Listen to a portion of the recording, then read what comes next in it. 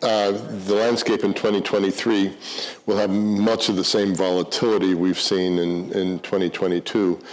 The difference is that the Chinese economy is going to come back because of the lifting of COVID restrictions, zero COVID. But at the same time, Europe and the United States are going to be slowing down. So let's first take a look at the trends for renewable energy. What we need is a breakthrough in battery storage. And until we have a breakthrough in storage, and that still could be 5 to 10 years away, we're not going to be able to replace fossil fuels with renewables as much as we would like to. So in the meantime, what we're going to have to do is get faster emissions reductions through the use of natural gas. And that's what we're seeing happen now. On the question of nuclear, I think what you're seeing is you're seeing the climate activists who once didn't like nuclear at all, embracing particularly small modular plants that have less threat of proliferation, less safety issues. And they're also embracing natural gas in a way they haven't before.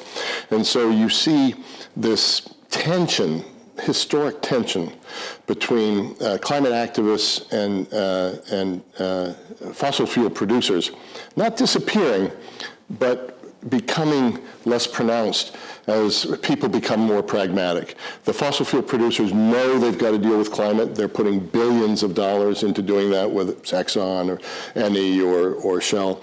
And the climate activists are becoming more pragmatic as well, that they understand that the transition can't take place without fossil fuels. We've had some really exciting announcements about nuclear fusion, and we should all be embracing those announcements. But once you look past the exciting announcement, the commercial use of fusion is probably 10 years away. And so my guess is the small modular plants are going to do us more good more quickly than nuclear fusion will do. So I think that's really, the experts think that's 10 years into the future. I think the pessimism toward the global economy is warranted. You're going to have a slowdown, potentially a recession. People are just saying, is it a hard landing, a soft landing in the United States and Europe? But there's been good news lately. In the United States, inflation is slowing down faster than we thought it would. In Europe, there was a feeling it was going to be a hard landing, a tough recession. New figures show that it may not be quite as tough. But a lot of investors want us to get into the recession as quickly as we can get into it, because then we'll come out of it. And for markets, historically, markets have done well in a recessionary year. They do badly in the year before the recession, that's 2022, and then in a year of the recession, they start buying with the expectation of growth that comes after the recession. So this could be a good year, I would say, after the middle of the year, probably not until then for markets. The Emirati role is always of importance. In 2023, it's of outsized importance because of COP28 in November, December.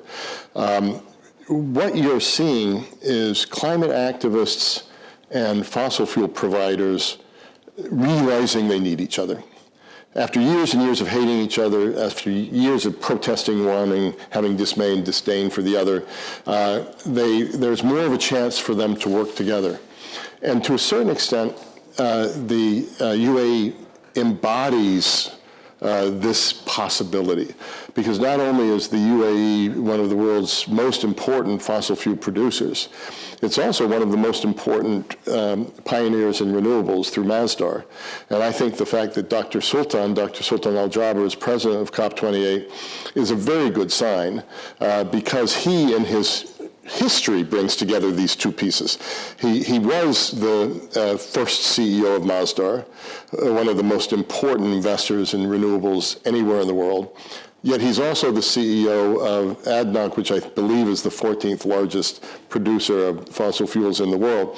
And because you need industry to make net zero not only commitments, but also the roadmap for how they're going to get there, and at the same time you have to speed up renewables, I think you're going to see the UAE set some of the most ambitious goals ever for a presidency of COP28. I'm very excited about this year, and I think the UAE is going to be playing a